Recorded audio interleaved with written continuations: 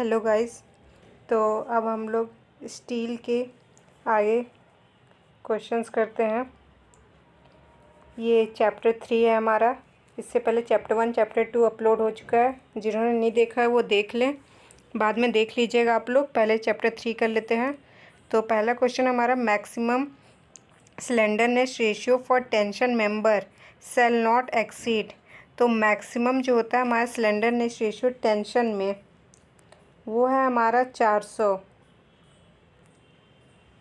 और इसकी वैल्यूज़ देख लीजिए। अगर टेंशन मेंबर हो और वहाँ reversal of direct stress due to live load other than wind and earthquake, अगर विंड और अर्थक्वेक नहीं लग रहा है तो हमारा 180 होगा, चाहे वो टेंशन हो चाहे कंप्रेशन हो। और अगर विंड एंड अर्थक्वेक का इफ़ेक्ट है, लग रहा है ये हमारा, तो ये हमारा हो जाएगा टेंशन में 350 एंड कंप्रेशन में 250। और मैक्सिमम टेंशन में स्लेंडरनेस रेशियो हो सकता है हमारा 400। तो यही हमसे पूछा गया है, तो option D will be right answer. Next question, question number 2, tie are load carrying member of a frame which are subjected to. तो आप सबको पता है टाई क्या होता है, हमारा टेंशन मेंबर होता है। तो क्या लेगा, टेंशन लोड। तो ऑप्शन ए है हमारा ट्रांसवर्स लोड, ये तो बीम लेता है तो ये नहीं होगा। एक्सियल टेंशन लोड, यही हमारा टाई मेंबर लेगा। तो option B will be right answer. Axial compression load भी नहीं और टॉर्शनल लोड भी नहीं, तो option B will be right answer. Next question हमारा, as per the code permissible stress in axial tension. Axial tension में हमारा परमिसिबल स्ट्रेस कितना होता है, तो ये होता है हमारा 0.6 FY। FY क्या है हमारा, minimum yield strength of steel, minimum yield stress of steel होता है। फिर ये हमारा यहाँ पर वैल्यूज़ दिए हैं, ये सब ध्यान में रखिएगा। एक्सियल टेंशन कंप्रेशन में 0.6 FY, बेंडिंग में 0.66 FY, बियरिंग में 0.75 FY, और शेयर में अगर मैक्सिमम परमिसिबल एवरेज बोल रहा है तो 0.45, अगर एवरेज है तो 0.4, और अगर मैक्सिमम परमिसिबल तो 0.45। नेक्स्ट क्वेश्चन, क्वेश्चन नंबर 4, फिर से वही सेम क्वेश्चन रिपीट हुआ है, इसीलिए हमें प्रीवियस ईयर क्वेश्चंस करने चाहिए, क्योंकि वैसे ही क्वेश्चंस रिपीट होते हैं। तो अभी जो आने वाले आपका SSC JEE पेपर है उसमें भी प्रीवियस ईयर क्वेश्चन से ही क्वेश्चन आते हैं, और अगर आपने वो कर लिया तो आपका सिलेक्शन होना फिक्स है। तो question number 4, maximum slenderness ratio of tension member as per the code shall not exceed 400। तो option C will be right answer. Next question, question number 5, the maximum centre to centre distance in a tension member, thickness दी है हमें, तो tension member में maximum thickness, maximum centre to centre distance पूछता है। तो ये होता है हमारा 16T और 200, ये दोनों में से जो मिनिमम आएगा वही है हमारा maximum centre to centre distance. तो 16T, टी की वैल्यू है 10, तो ये हो जाएगा 160, और ये तो हमारे 200 का 200 है, तो इसमें से मिनिमम क्या हो जाएगा 160। तो option B will be right answer. और वहीं हमारा अगर देखिए यहाँ पास दिया है कि टेंशन की ये कंडीशन होती है 16T और 200, और कंप्रेशन में है तो 12T और 200, जो भी मिनिमम होगी, ये याद रखिएगा मिनिमम। मैक्सिमम पिच बोल रहा है तो मिनिमम क्या होगा, 16T और 200 टेंशन में, और कंप्रेशन में 12T और 200 mm। तो अभी टेंशन का पूछा है, आगे आने वाले में कंप्रेशन भी पूछ सकता है। फिर नेक्स्ट क्वेश्चन है हमारा question number 6, net sectional area of tension member is equal to gross area. तो जो हमारा नेट एरिया होता है इक्वल टू होता है ग्रॉस माइनस जो हमारा होल के एरिया होता है, होल का एरिया उसको माइनस कर देते हैं। तो पहला है plus the area of rivet hole, नहीं, divided by the area of rivet hole, नहीं, मल्टीप्लाई, नहीं, हम माइनस करते हैं, तो minus the area of rivet hole, option D will be right answer. Next question, question number 7, a tension member if subject to possible reversal of stress due to wind the slenderness ratio. अब देखिए हमसे क्या बोल रहा है, wind का effect लिया जा रहा है, ठीक, विंड का इफेक्ट लिया जा रहा है। तो दो केसेस बनेंगे हमारा, टेंशन है कि कंप्रेशन है। तो टेंशन में हमारा होता है 350 और कंप्रेशन में हो जाएगा हमारा 250। और अगर बोल देता विंड और अर्थक्वेक का इफ़ेक्ट नहीं लिया जाता, विंड और अर्थक्वेक का इफ़ेक्ट हमारा नहीं है, तो फिर चाहे टेंशन हो चाहे कंप्रेशन हो, मतलब कि अब उसमें सिर्फ लाइव लोड और डेड लोड आ रहे हैं, तो उस केस में स्लेंडरनेस रेशियो हमारा 250 होता है, चाहे कोई से भी मेंबर हो, या टेंशन हो या कंप्रेशन हो। 250 नहीं, सॉरी 180 होता है उसमें, अगर हमारा डेड लोड और लाइव लोड की वजह से आ रहा है और उसमें अर्थक्वेक और विंड का इफेक्ट नहीं है, फिर वो चाहे टेंशन मेंबर हो चाहे कंप्रेशन, तो 180 होता है। तो हमसे यहाँ क्या पूछा, टेंशन मेंबर है, ठीक है, इसमें हमारा विंड का इफेक्ट लिया गया है, तो टेंशन में विंड इफेक्ट लिया गया है तो हो जाएगा हमारा 350। अगर कंप्रेशन में विंड इफेक्ट लिया जाता तो 250, और अगर विंड का इफेक्ट नहीं लिया जाता फिर चाहे टेंशन और कंप्रेशन 180। तो यहाँ हो जाएगा हमारा ऑप्शन डी। नेक्स्ट क्वेश्चन देखिए, जैसे यहाँ पर इन्होंने एक्सप्लेनेशन में दिया, a member carrying compressive load resulting from dead और लाइव लोड। डेड और लाइव लोड का है और कंप्रेशन लोड ले रहा है, मतलब कि क्या है, कंप्रेशन मेंबर, तो 180। वहीं टेंशन मेंबर भी हमारा अर्थक्वेक लोड को छोड़ के मतलब डेड और लाइव लोड ले रहा है, तो भी 180। फिर हमारा अर्थक्वेक और विंड के इफेक्ट को ले रहा है कंप्रेशन मेंबर, तो 250। टेंशन ले रहा है अर्थक्वेक और विंड के इफेक्ट को, तो 350। और कंप्रेशन फ्लेंज बीम 300। और मैक्सिमम जो टेंशन ले सकता है एक टाई मेंबर वो है 400। ये टेबल इंपॉर्टेंट है, याद रखिएगा। नेक्स्ट क्वेश्चन है हमसे, maximum allowable slenderness ratio for axially loaded member carrying tension only. ये क्वेश्चन बहुत बार आ चुका है, तो ये हमारा है 400। नेक्स्ट क्वेश्चन पे मूव करते हैं। Question number 9, a tie is a, तो अभी बताया था मैंने, tie is a tension member.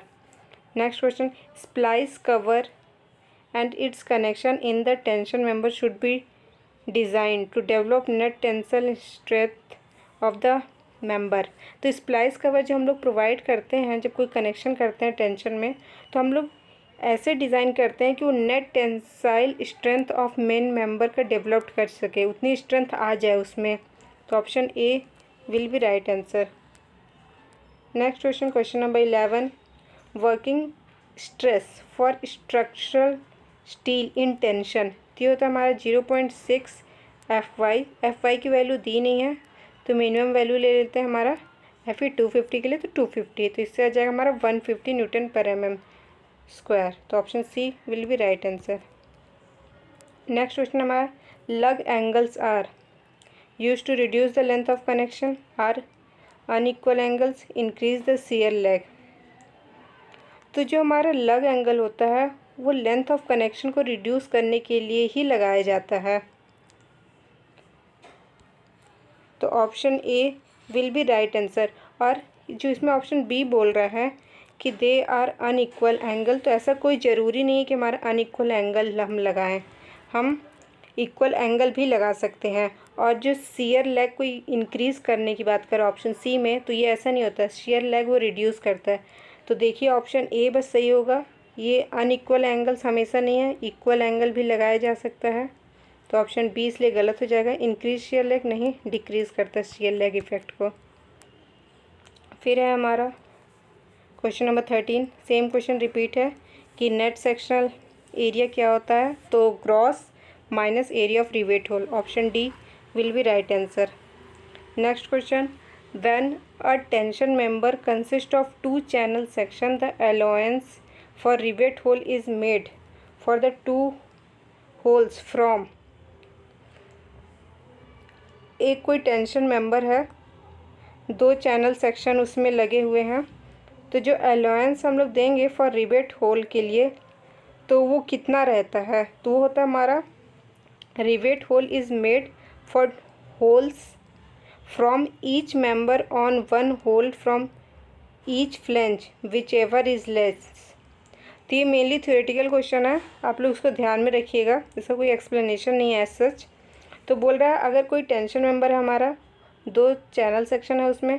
तो जो अलाउंस हम लोग देंगे for rivet hole is made for 2 holes from each flange, नहीं, फ्रॉम ईच वेव नहीं, फ्रॉम ईच वेव और 1 hole from each flange which ever is more नहीं होता, लेस होता है। तो option D will be right answer. Next question है हमारा, in a tension member if 1 और more than 1 rivet hole are off the line the failure of the member depend upon.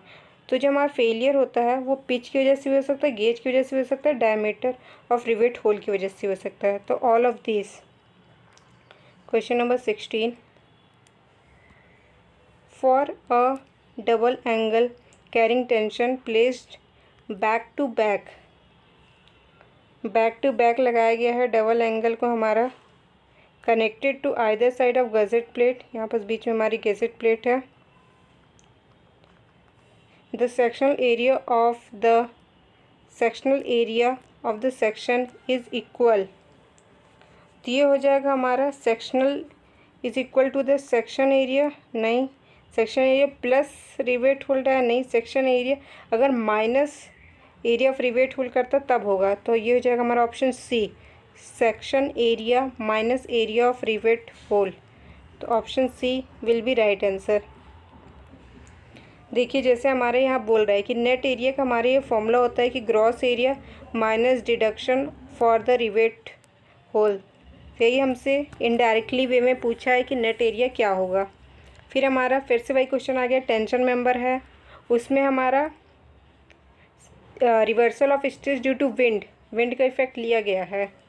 तो जब भी विंड और अर्थक्वेक का इफेक्ट लिया गया हो और टेंशन हो तो 350, कंप्रेशन में 250। ये डायरेक्ट क्वेश्चन है, इसका एक्सप्रेशन बस आप लोग ध्यान में रखिएगा। नेट इफेक्टिव एरिया का एक्सप्रेशन ये हो जाएगा, option B will be right answer. इस पर कोई न्यूमेरिकल नहीं आएगा, डायरेक्ट ये एक्सप्रेशन ही पूछा जा सकता है। फिर है when the length of tension member is too long a wire rope is used, a rod is used, a bar is used. तो अगर हमारा टेंशन मेंबर का लेंथ बहुत ज़्यादा है तो हम उसमें तो क्या यूज़ करेंगे, अब बार यूज़ करेंगे। Option C will be right answer. Next question number 20, the allowable stress in axial tension is generally kept less if the thickness of member is more than. अगर हमारा मेंबर का thickness जो है वो greater than है 20 mm, तो जो हम एक्सियल टेंशन लेते हैं वो कम लेते हैं। तो option D will be right answer.